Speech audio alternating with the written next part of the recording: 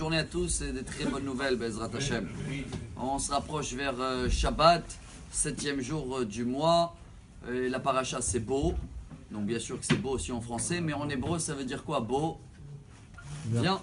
Beau el paro. Alors nous aussi, chers amis, chaque Shabbat, dans le Lecha Dodi, on invite la reine et on dit Boi Kala Shabbat Malketa.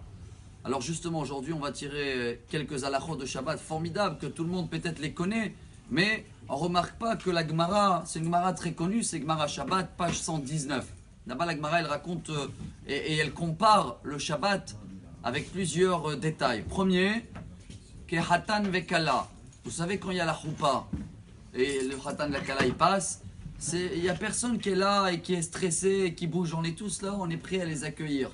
Donc chacun y voit terminer tout ce qu'il faut au début de la journée pour que quand on reçoit le Shabbat, chers amis, on ne reçoit pas seulement un Shabbat formidable, on reçoit une semaine d'après très très belle, car aussi ça on le dit dans les Chadodi, Likrat Shabbat Echuvenelcha Kihi Mekor Aberacha. Shabbat c'est la source de la semaine qu'elle va arriver. C'est pas que le repos de la semaine qui est passé. C'est pour cela, chers amis, on l'a déjà dit une fois, le Rav Sitruk il avait dit dans un cours, il a cité au nom du Zohar HaKadosh, Rabbi Shimon Bar Yochai. Dès qu'on rentre à la maison, Shabbat, il faut faire vite pour boy, pour recevoir la Kala et la Neshama Yetera, l'âme spirituelle.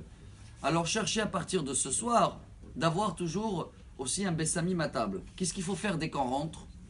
Elle dit la Gemara, toujours la même. Rabbi Zera, il disait à les rabbins après la synagogue qui parlaient, il disait vite, vite, vite, allez à la maison, c'est pas le temps de parler, la reine elle vous attend. Donc dès que vous rentrez, vous regardez d'abord les bougies de Shabbat.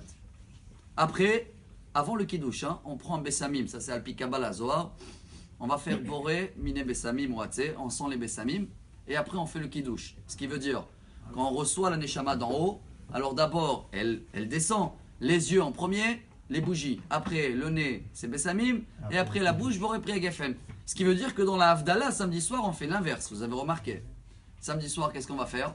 On va goûter. D'abord, on va faire Boré Peria Geffen. Après, Boré Mine Bessamim. Et à la fin, Boré Meoresh, parce que la Neshama, elle remonte en haut. Donc, pour accueillir cette Neshama, à partir de ce soir, chacun de nous se rappelle de cette paracha beau, qu'on fait tout ce qu'il faut pour recevoir le Shabbat comme il faut. On termine avec un petit détail très important que tout le monde connaît aussi. Termine en beauté. Toujours la même Gemara, Shabbat 119. Les deux anges qui nous accompagnent, tout le monde les connaît.